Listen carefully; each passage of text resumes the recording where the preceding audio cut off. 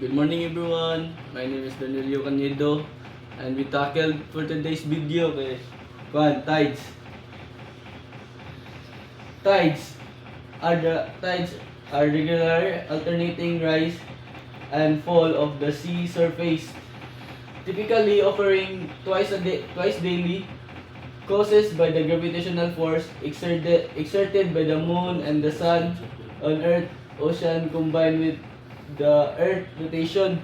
Ay hinungdan sa mga tides kay ang gravitational o rotation sa earth. Dayon naay three types of tides. Journal tides. Journal tides consists of only one high tide and one low tide per day. Journal refers to a daily occur so a situation where there is only one complete tidal cycle per day is considered a journal tide. Journal tides are common in the Gulf of Mexico, along the west coast of Alaska, and in parts of Southeast Asia. Then mo ni siya ang graphic balik dali. Mao ni siya ang graph sa semi-diurnal tide na pag alas 6 sa morning kay naa siya low tide, then pag alas 12 every 6 hours ni siya na may tabo nga low ug high tide. Dayon sa mixed semi-diurnal tides or mixed tides have two high tides and two low tides per day, but the heights of each tide differs. Ang ilang mga heights guys kay different guys. Low na high tide pero dili sila same og heights. Then napod siya two low tides dili pud sila same og height. Then amphidramic circulation, the angle of the moon or any of the other variables. Mixed semi-diurnal tides are found along the Pacific coast of North America. Mao ni ang graph sa mixed semi-diurnal tides. Mahitabo dyan po sa sugod sa low tide, then musaka sa high tide, then mao na ang graph sa dili just la difference og same na sila ni sa semi-diurnal kanilang kay dili lang sila dili sila pareho height. What causes tides? Ang mga cause sa tides kay gravity is one of the major force that creates tides. In 1687, Sir Isaac Newton explained that ocean tides result from the gravitational attraction of the sun and moon on the ocean of the earth. Newton's law of universal gravitation state that the gravitational attraction between two bodies is directly proportional to their masses and inversely proportional to the square of the distance between the bodies. Therefore, the greater the mass of the objectives and the closer they are to each other, the greater the gravitational attraction between them. Ang pasabot ani guys kay og same silag mass og same silag distance pareha sa moon ug earth kay dako silag anay chance na mo tides, mao na mga cause of tides.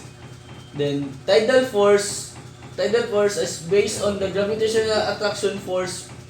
With regard to tidal force on the earth, the distance between two objectives usually is more critical than their masses. Tidal generating force vary inversely as the cube of the distance from the tide generating object.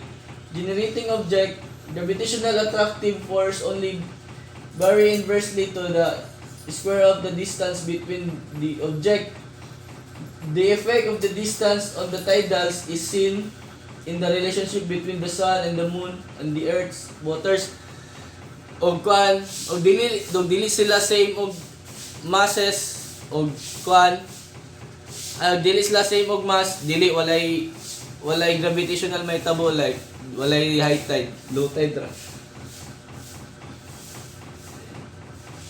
Next, according to Isaac Newton, mao na ang computation sa kalayon sa Earth, Moon, ug Sun. Then tidal generating force is equal to mass over distance.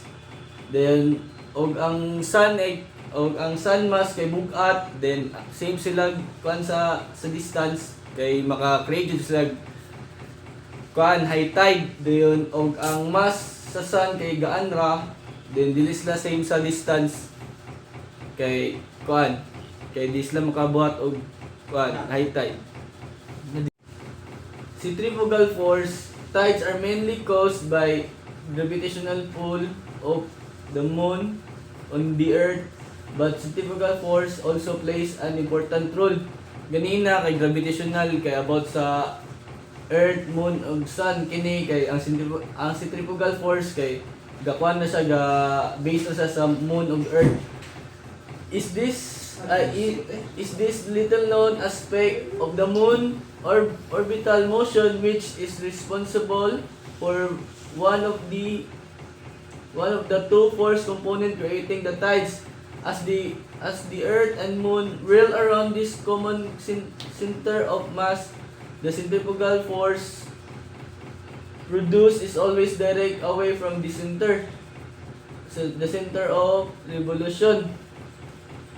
All points in or on the surface of the earth acting as coherent body acquire this component of centrifugal force, and since the center of the mass, the earth is always on the opposite side of this common center of revolution from the position of the moon. The centrifugal force produced at any point in or on the earth will always be directed away from the moon. Then mo ni ang graph nila sa centrifugal force, og ang E1 og M1 kay same sila kuan, og magkuan na sila kay maka-create sila kuan ilang gravitation na ang ilang pull kay kusog, then maka-create sila dako na high tides. Dako na high tides. Then ang M2 E2 kay weak ilang pull, so dili sila maka-create og tides dayon. Ang M3 og E3 kay same ra sila sa E1 kay maka-create sila og tides. Spring tides occur when the earth, moon and sun are aligned in straight line, a configuration called ZZG during full moon or new moon. Then net tides occur when the moon and sun are at right angles 90 degrees to each other with respect to the earth during the first quarter and the third quarter of moon phase. Kaning spring tides o neap tide guys kay makita lang ni siya once in a month, kaning duha na tides. Spring tide, notice the straight dash in line occurring the full moon, earth, new moon, and the sun. The double pull because they are in straight line. They are in a straight line. The lunar tide or the light blue bulge, and the solar tide, the dark blue bulge overlap. Then mao na siya ang explanation sa spring tide kay og ang kaning duha kay kusog og pull. So mao ni ma-create ang spring tides kay tungod sa direct na sila largo sa sun, straight line sila. Then ang neap tide, notice the L shape formed by the moon, earth, and sun. The cancellation, the moon is pulling the lunar tide towards the top and bottom of the image, while the sun is pulling the solar tide toward the right. As result, because they are pulling in different direction, the bulge are squashed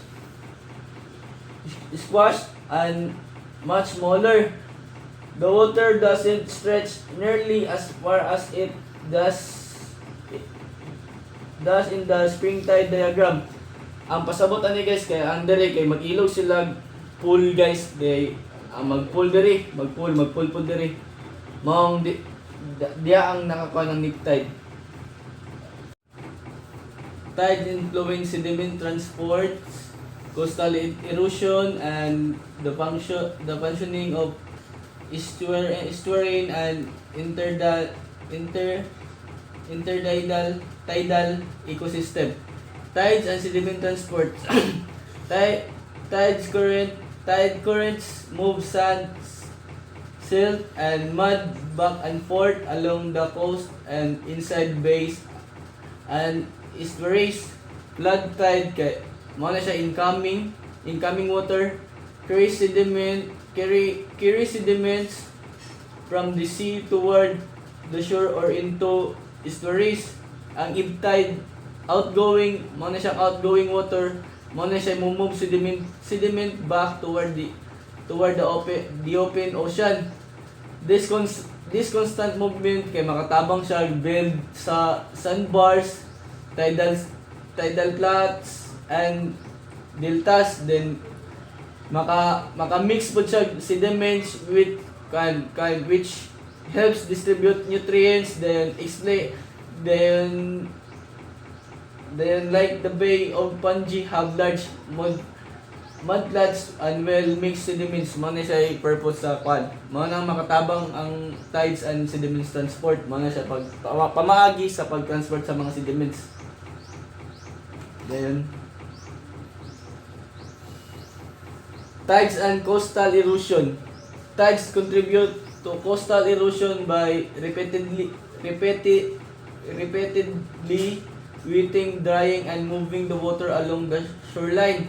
Strong tidal current can wear away cliffs and beaches. Tidal action loosens sediments, making them easier to remove by waves and storms. In narrow channels and estuaries, fast-moving tides can cause bank collapse and shoreline retreat. However, tides can also reduce erosion by depositing sediments and rebuild beaches and protect coastal lines. Tides in estuaries and intertidal ecosystem. Estuarine and intertidal zone depend on tides for their daily functioning. Estuaries are places where river water mix with seawater. Mao ni siya gitawag na brackish water. Then tides bring in oxygen and nutrients. They flush out waste and prevent stagnation. This support productive ecosystem like mangroves and salt marshes such as those in the Sundarbans. Tide influence sediment transport, coastal erosion, and the functioning of estuarine and tidal ecosystem. Tides and sediment transport. Tide currents move sand, silt, and mud back and forth along the coast and inside bays and estuaries. Flood tide kay mo na siya incoming water, carry sediments from the sea toward the shore or into estuaries. Ang ebb tide, outgoing, mo na siyang outgoing water, mo na siya move sediment back toward the open ocean. This this constant movement kay makatabang siya build sa sandbars, tidal flats and deltas, then maka-mix po siya sediments with which helps distribute nutrients, then like the Bay of Panji have large mudflats and well-mixed sediments. Mo na siya purpose sa kwan. Mo nang makatabang ang tides and sediments transport. Mo na siya pamaagi sa pag-transport sa mga sediments. Then tides and coastal erosion. Tides contribute to coastal erosion by repeatedly wetting, drying, and moving the water along the shoreline. Strong tidal current can wear away cliffs and beaches. Tidal action loosens sediments, making them easier to remove by waves and storms. In narrow channels and estuaries, fast-moving tides can cause bank collapse and shoreline retreat. However, tides can also reduce erosion by depositing sediments and rebuild beaches and protect coastal lines. Tides in estuaries and intertidal ecosystem. Estuarine and intertidal zone depend on tides for their daily functioning. Estuaries are places where river water mix with seawater. Mao ni siya gitawag na brackish water. Then tides bring in oxygen and nutrients. They flush out waste and prevent stagnation. This support productive ecosystem like mangroves and salt marshes such as those in the Sundarbans. Intertidal zone. Intertidal areas are alternately exposed and submerged by tides.